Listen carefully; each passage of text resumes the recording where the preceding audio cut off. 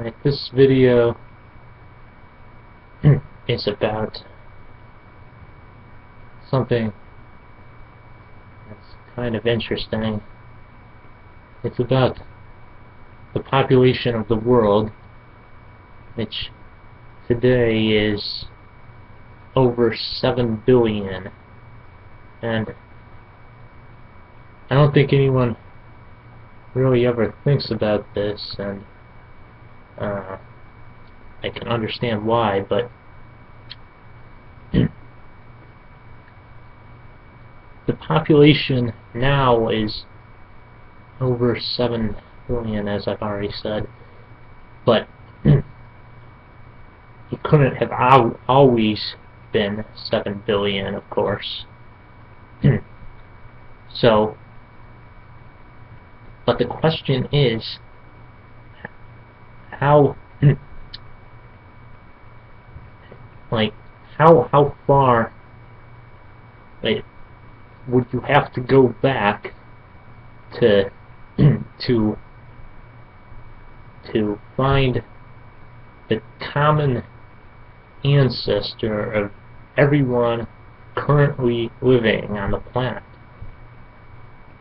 And when you think about it, it really starts to seem like you really wouldn't have to go back far at all, really, when you think about it.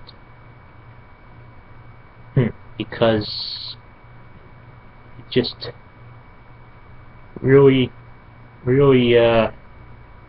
adds up quickly. And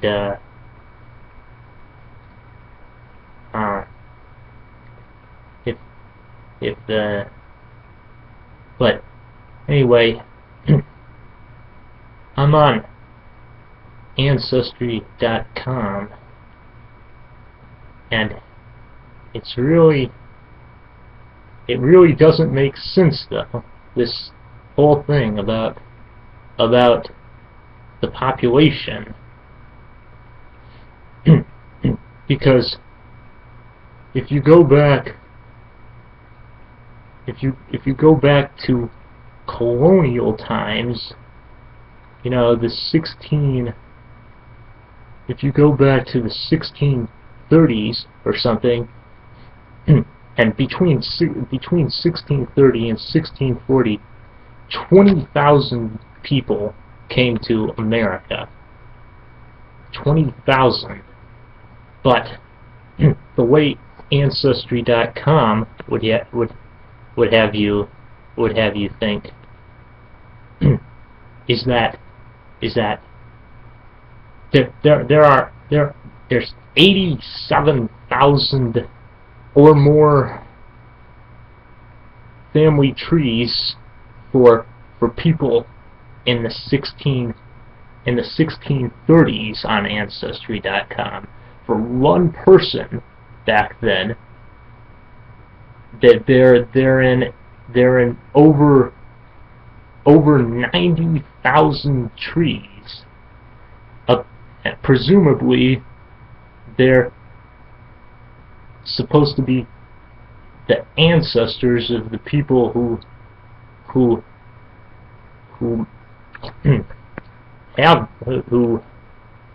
made these trees, apparently, or very closely related. That's I know I keep repeating myself, but that's 90,000 for people in the 1600s, and I simply do not see how that is possible at all.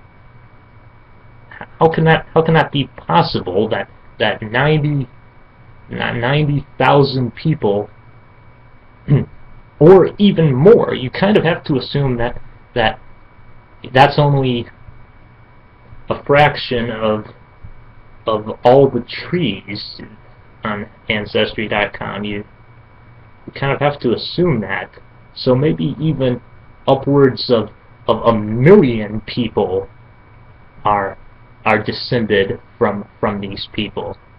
And once again, 20,000 people came to America between between 1630 and 1640.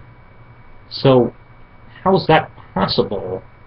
You know, even if they're very closely related, like the first cousins of these people's immigrant ancestors, how's that even at all possible? You know? Because I really, really do not think that it is. So the way Ancestry.com would have you think would be that basically everyone in the United States can trace their ancestry back to the same 50 people. No. How? How is that possible? The same 50 people in the 1600s, and I know I'm droning on here, but you might think that that's possible, but that would have to be like basically everyone in the world then would have to be able to trace their ancestors back to the 1600s, or basically, but that completely goes against everything that completely goes against everything that we have ever heard. Now, that's just my mom's side that goes back to these people in colonial times. But my dad's side, this is what I'm talking about. Not his side. If you go back to the 1600s, on that side, then there are only 50 trees.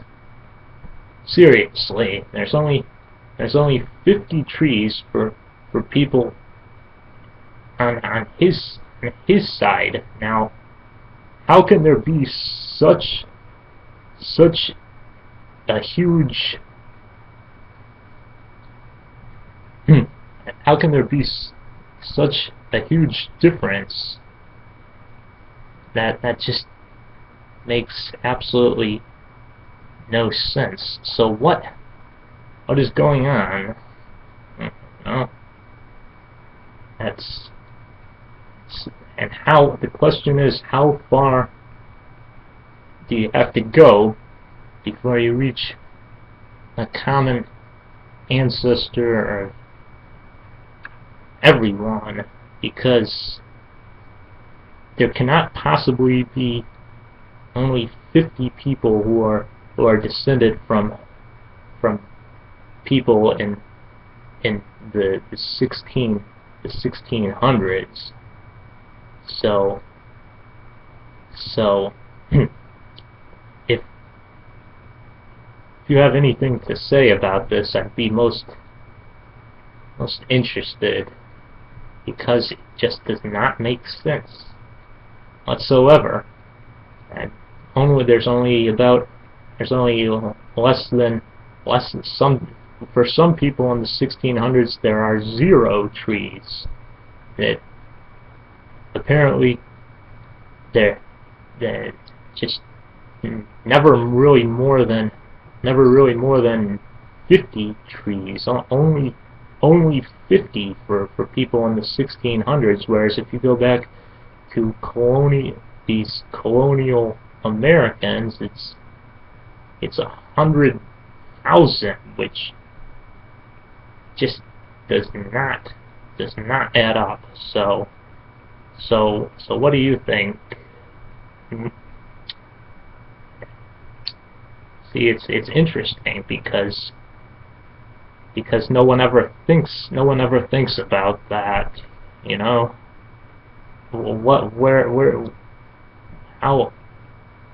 Where's the common ancestor of everyone, and how can there possibly be a million people, upwards of a million people descended, that would have to be the common ancestor of everyone currently living in the 1500s.